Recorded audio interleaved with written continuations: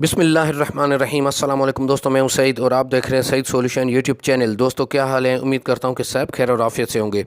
तो दोस्तों आज की वीडियो का मौजू है हमारा ओसाका कंपनी की 185 एच की टॉल ट्यूबुलर बैटरीज़, जो कि एक 5 किलोवाट सोलर सिस्टम के साथ मुंसलिक थी और ये सिर्फ़ और सिर्फ 21 माह में तब्दील करना पड़ी।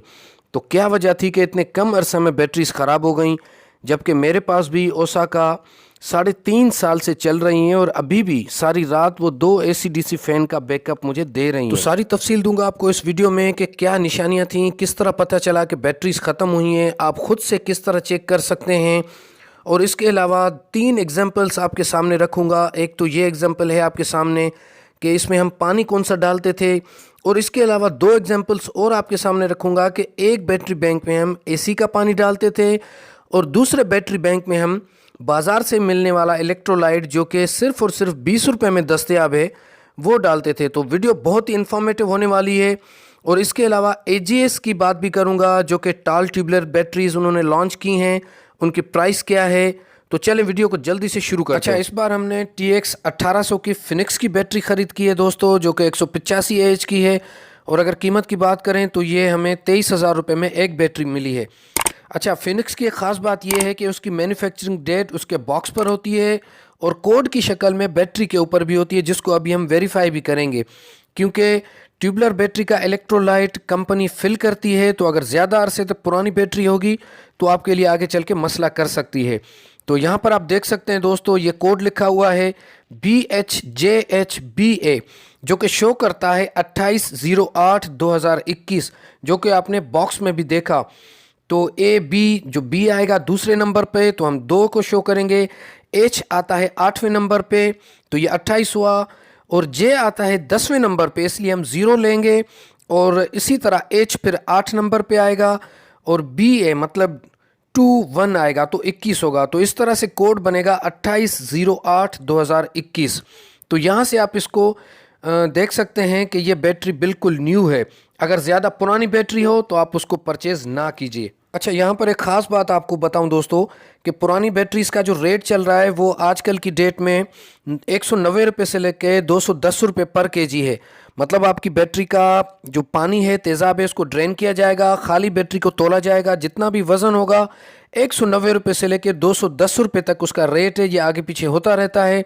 तो इस हिसाब से हमारी 4 बैटरीज़ गई हैं 30,400 रुपये में, मतलब 7,600 की एक बैटरी हमारी सेल हुई है। तो अब थोड़ा सा समझते हैं कि बैटरी जब ख़राब होने लगती है तो क्या इंडिकेशन होती है दोस्तों। तो सबसे पहली इंडिकेशन होगी कि बैटरी अपना बैकअप टाइम ख़त्म कर देगी, और यहाँ पर भी ऐसा ही कुछ हुआ, क्योंकि इनके पास AC/DC फ़ैन थे जो कि ये चलाते थे रात भर, लेकिन रात को 1-2 बजे वो 4 से 5 पंखे बंद हो जाते, मतलब पूरा सिस्टम ही शट डाउन हो जाता। लेकिन अब यहाँ पर मसला ये है कि 4 बैटरीज़ हैं, हमें किस तरह पता चले कि किस बैटरी में फ़ॉल्ट है।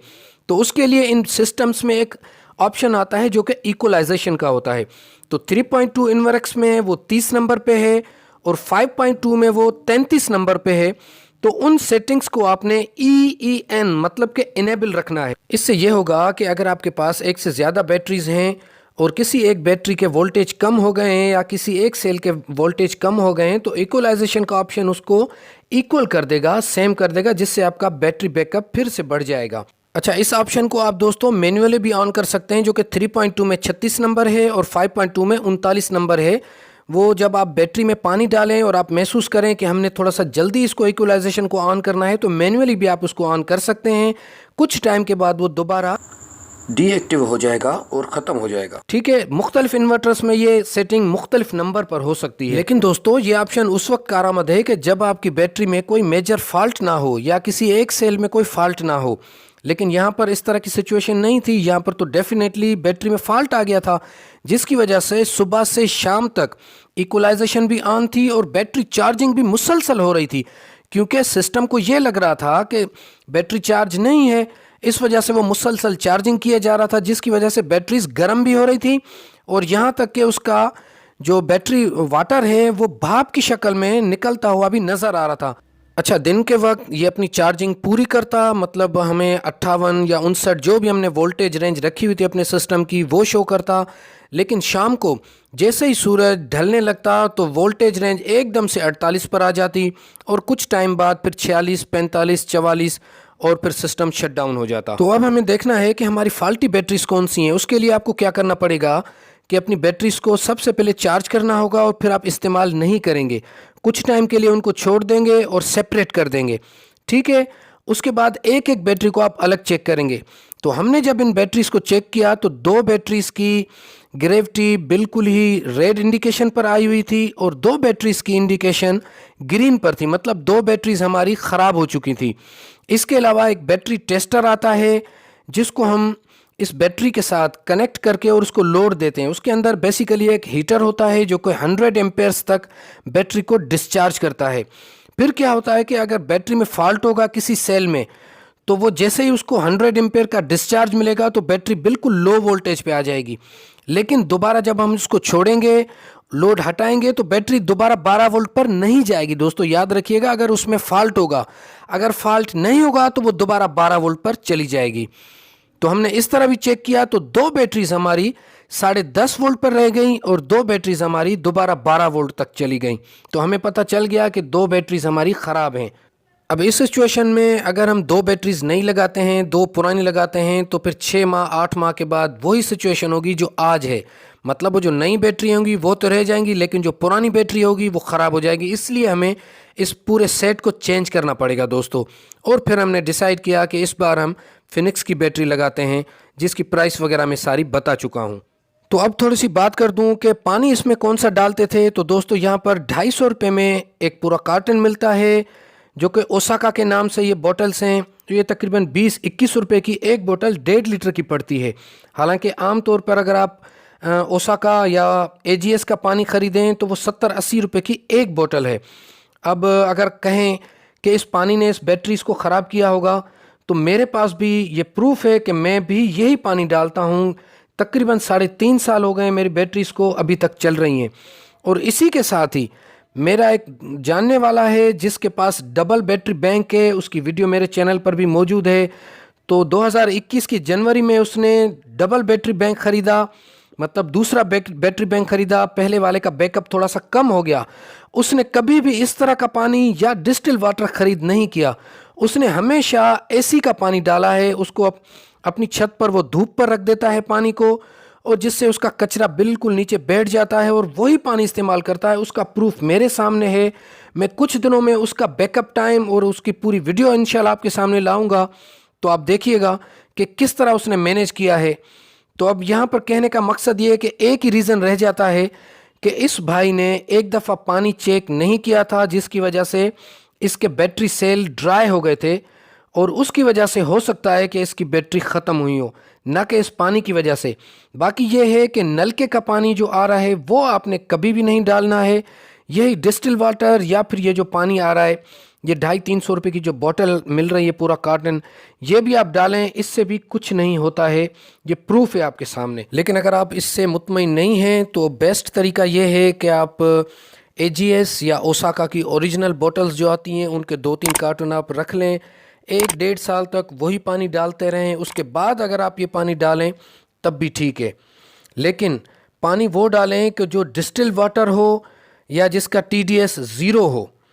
बाकी अगर नमकियात वाला पानी होगा तो वो डेफिनेटली बैटरी को ख़राब कर देगा। तो जनाब अब बात करते हैं AGS की टॉल ट्यूबुलर बैटरी की। तो ये पहला मॉडल है SP टॉल 2500 जो कि 11 प्लेट्स पर सेल में है और ये 210 AH की है। ठीक है, इसकी कीमत की बात करें दोस्तों तो 32,000 यहाँ पर बता रहे हैं, लेकिन ये कह रहे हैं कि जब आप ख़रीदेंगे तो कुछ रियायत हो जाएगी, और ये सिर्फ AGS के डीलर के पास है, बाकी मार्केट में मुझे कहीं नज़र नहीं आए। और दूसरा मॉडल है SP टॉल 2000 और इसके AH हैं 180। तो जनाब ये 9 प्लेट्स में है।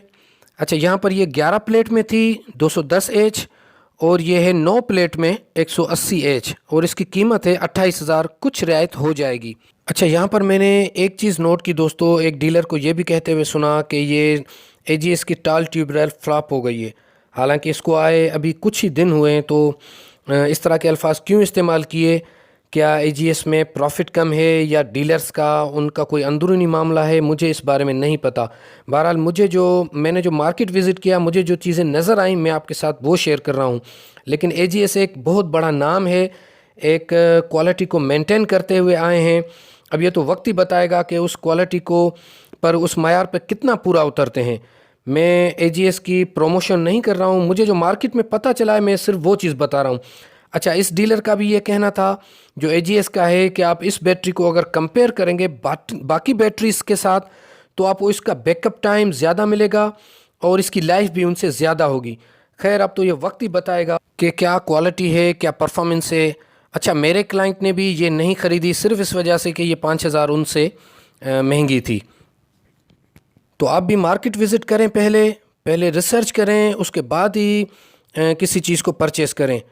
तो फीडबैक के लिए मैं इंतज़ार करूंगा बैटरी वाटर के हवाले से, जो भी आप अगर यूज़ कर रहे हैं, आपके साथ जो मसले आए हैं, ताकि दूसरे लोग भी उन कमेंट्स को पढ़कर कुछ ना कुछ सीख सकें।